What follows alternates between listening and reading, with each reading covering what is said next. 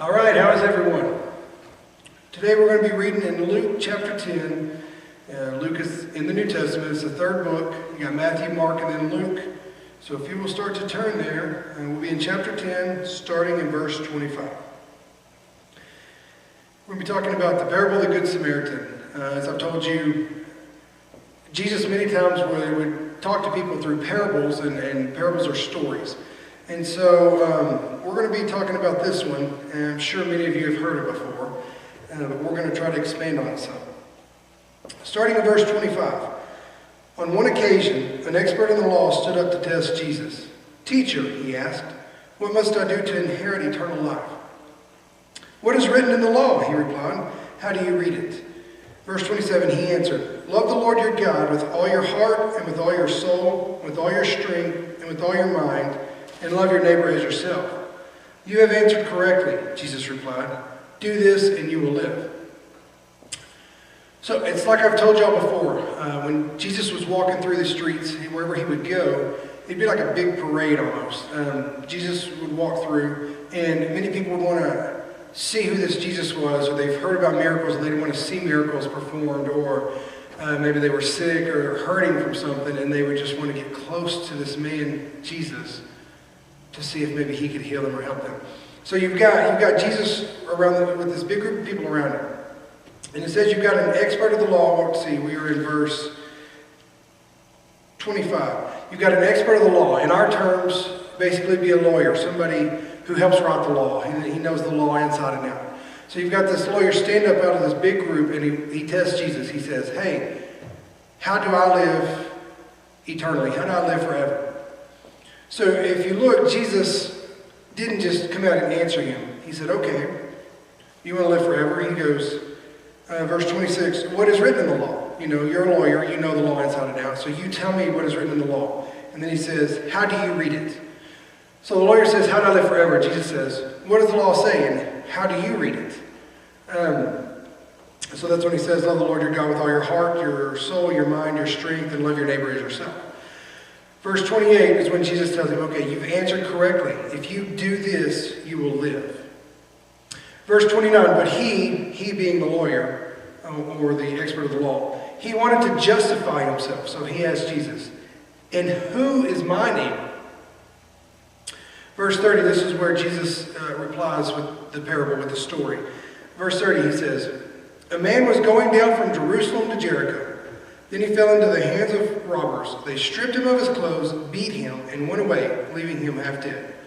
All right, so you've got this man that's on this journey. He's going from Jerusalem to Jericho. Well, Jerusalem is way up here. It's 2,100 feet above sea level. It's way up here. And then you've got Jericho, which is only 17 miles away from Jerusalem. So you've got 17 miles to go from way up here at 2,100 feet above sea level to Jericho, 17 miles away, that is 846 feet below sea level. So you're going from way up here to way down here in 17 miles. So you can imagine as you're walking along, basically, I mean, you're almost looking down at certain parts to go from here to here in just 17 miles. So it's a steep, winding road. Back then we didn't have pavement roads. They had rock. It was rock and dirty and dusty, dry roads that were hard. But anyway, you've got this road coming from up here down here to Jericho. And it's winding around. You've got just cliffs on some side where you look down and you can just see cliffs on one side. On the other side, you've got some hills and you've got some boulders and some rocks and things like that. Back in Jesus' time, this road was known as Way of Blood, basically because it was notorious for danger.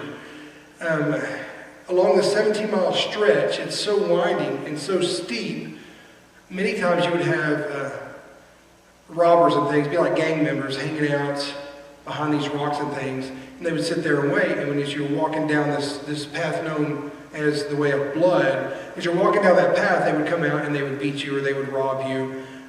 They might do some other things to you. Anyway, this road is notorious for all the danger on this road. So Jesus is telling this parable, and he says, you've got this guy going these 17 miles from Jerusalem to Jericho. And as he's walking along, these robbers come out, they jump out at him, and they beat him up. They strip his clothes off, and they throw him on the side of the road. be kind of like throwing somebody in one of our bar ditches, I guess, you know, on the side of the road where the water runs down. They strip this man. He's beat to a pulp. He's got blood just pouring all over him. And they throw him on the side of the road. Let's see what happens. We are in verse 31. A priest happened to be going down the same road, and when he saw the man, he passed by on the other side. So you've got this priest coming down the same road, the same path, the way of blood. He's walking by, and as he's walking down this road, he sees this man up ahead, beaten and bloody and laying on the side of the road.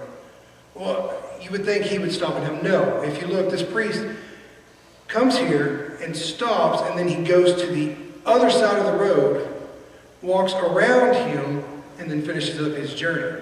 So he doesn't want to be unclean. He doesn't want to get dirty. Maybe he's leaving the temple, coming down from the temple.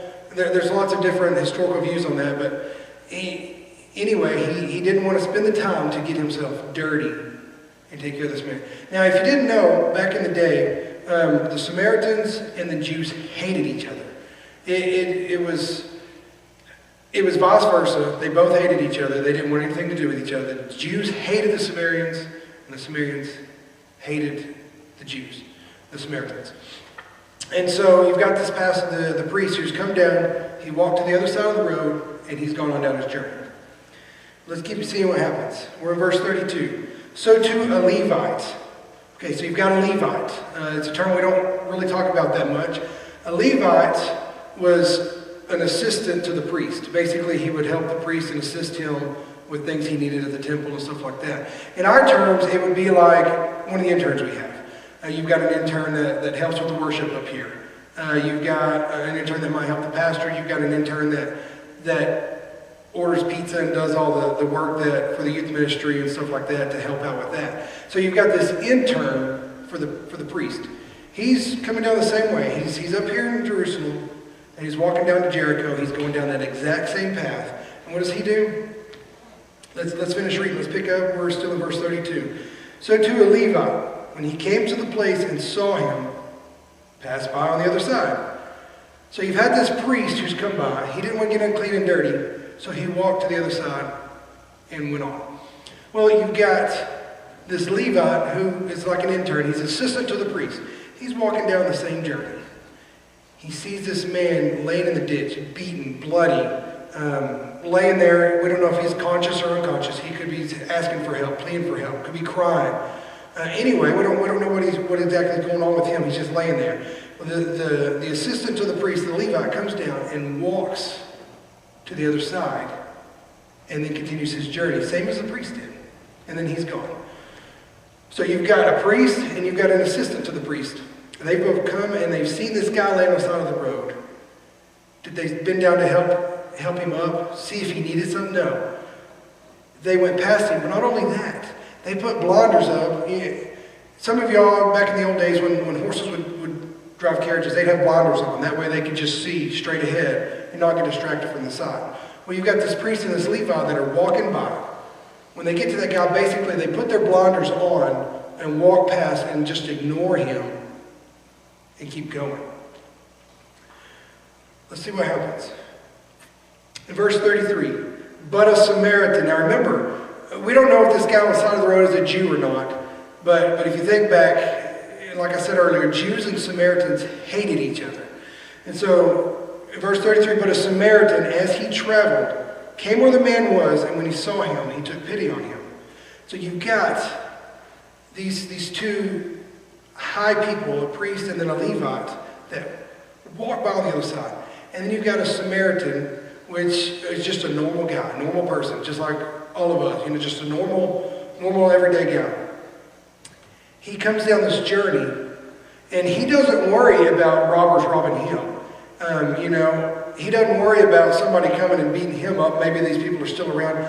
He forgets about all that. He doesn't care. He sees this man on the ground, and he bends down, and he takes pity on him.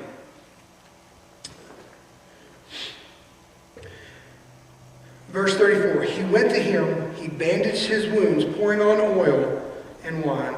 Then he put the man on his own donkey, took him to an inn, and took care of him. The next day he took out 2 silver coins and gave them to the innkeeper.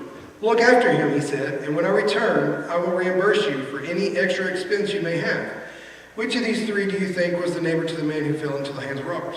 So you've got this Samaritan. The priest and Levite have already gone. They've already passed by. You've got this guy just laying beaten naked on the side of the bar ditch, basically, on the side of the road, on the 17-mile stretch of road that's winding down. The Samaritan stops, and he bends down to that man and takes pity on him. He slowly starts to wash the blood off of him. He takes bandages. He's taking his own stuff, and he's bandaging this guy that is laying beaten and bloody and battered on the side of the road. And so as he's bending over, he helps him out. He takes pity on him. He bandages him up, pours wine on him and things like that, basically to clean out all the wounds and everything. But then he doesn't leave him. Then he picks him up. He sits him on his own donkey.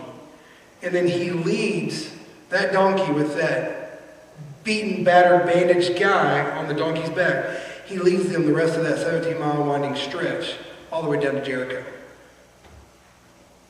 Now the interesting thing is he doesn't stop just there. He goes and takes him to an inn. Inn is just like a motel or a hotel, you know. So basically he picks him up, puts him on the donkey, takes him to town, takes him to the Motel 6. He takes him downtown, puts him in an inn, and what does he tell the innkeeper? Does he say, well, here's this guy that I found on the side of the road. I took pity on him and bandaged him up. Here he is. He's taken him to the hospital or find some doctor or something. No, he doesn't. He says, you know what? He had pity on this guy. He put him on his donkey, took him to an inn, and he took care of him. The next day, now the Samaritan was coming to town for business or whatever. So the next day, the Samaritan was going to go about what his plans were, what he had to do while he was in town. But he goes down to the innkeeper, and he takes out coins, and he hands them to the innkeeper and says, you know, take care of this guy. He hands out 2 silver coins. So, like I said, this Samaritan, more than likely, wasn't very rich, didn't have very much money. He scooped this guy up, put him on his donkey, and led him all the way down that 17 miles. Put him in a hotel or an inn, and then he took out his own money and said, here, take care of this guy, and when I return tomorrow, I will reimburse you for any expenses. So you've got this Samaritan, didn't have a clue who this guy was. Never seen him before at all, but he took pity on this bloody, naked, beaten man, put him on his donkey, and carried him to town and took care of him. And so he tells the innkeeper, look after him, he said, and when I return, I'll reimburse you for any extra expenses you may have. So Jesus looks at that lawyer and says, which of these 3, well, verse 36, which of these 3 do you think was a neighbor to the man who fell into the hands of robbers? Verse 37, the expert in the law, the lawyer, replied, the one who had mercy on him. Jesus told him, go and do likewise. So, you know, as we're at school, we can take this as we're at school, we're at home, maybe we're at work, whatever it is we're doing. You know, there's always people that get made fun of. It may be you. Maybe you're the one making fun of the people. There's people that are hurting. And many times we just put our blinders on and we walk right past them. You know, we're so concerned about our popularity. We're so concerned about what is this going to do for me? How is this going to make me look? That we just go right on by and we don't even take the time to stop and help. How many people do we just leave laying on the side of the road or in the hallways or wherever because we're so worried about ourselves and we're so worried about what is this going to do for my reputation that we can't take the time to say, you know what? This isn't about me. What can I do to help you? How can I assist you? You know, and I think it's so interesting that in this story, in this parable, Jesus uses a priest and an assistant to the priest and says, you know what, they just walk right on by. Because I think so many times in our churches and in our youth group, we say, okay, you know what, I've got my clique, I've got my group of friends, I don't need all these other people, I'm going to church to have a good time. You know, you've accepted Christ, you're a Christian, but what are you doing to extend that to other people? How are you showing out there in school, on the football field, in the gym, in band, whatever it is that you do at work, how are you extending the hand of God and the love of God to these other people? How are you saying, you know what, I'm a Christian. God has saved me. Let me share his love with you. Let me share what he has done for you. And so many of us, so many times, and I'm guilty of this too. I get so worried about, okay, I've got, one of my kids is doing this, or my wife is having a hard time with this or whatever, that sometimes I have those blinders on and I walk by so concerned about my family or myself sometimes that I don't even stop to help people. And so, we take from the story, which man are you? Think to yourself, which person in this parable are you? Are you the priest or the Levite that is just walking by so concerned about where you are in life, so concerned about your popularity, so concerned about your friends that you just leave everyone else passing by? Or are you like that good Samaritan who stops, he bends down and he says, you know what? I have pity for you, same as my God has for me. How can I help you? Can I bandage your wounds? Can I clean you up? Can I take you somewhere and pay out of my own pocket and out of my own money for your well-being? It's so sad that many of us as Christians, we forget that. And we just say, you know what? Yes, I'm a Christian, I'm saved. It's all fine and dandy. I'm doing my own thing. I'm going and I'm going and I'm going and I'm going and I'm going. And we never stop to say, you know what? God, where can you use me? God, where can you take me to help someone out? So I want to encourage you as you go back to school this week, as you are in football, as you're getting ready for basketball, as you're in band, as you're at home with your parents. Some of y'all, as you're working at the supermarket or wherever it is that you work, at Taco Bell or wherever it is, I want to encourage you this week to take the time to stop and say, you know what, God, where do you want to use me at, God? Where do you want to take me to show somebody your love?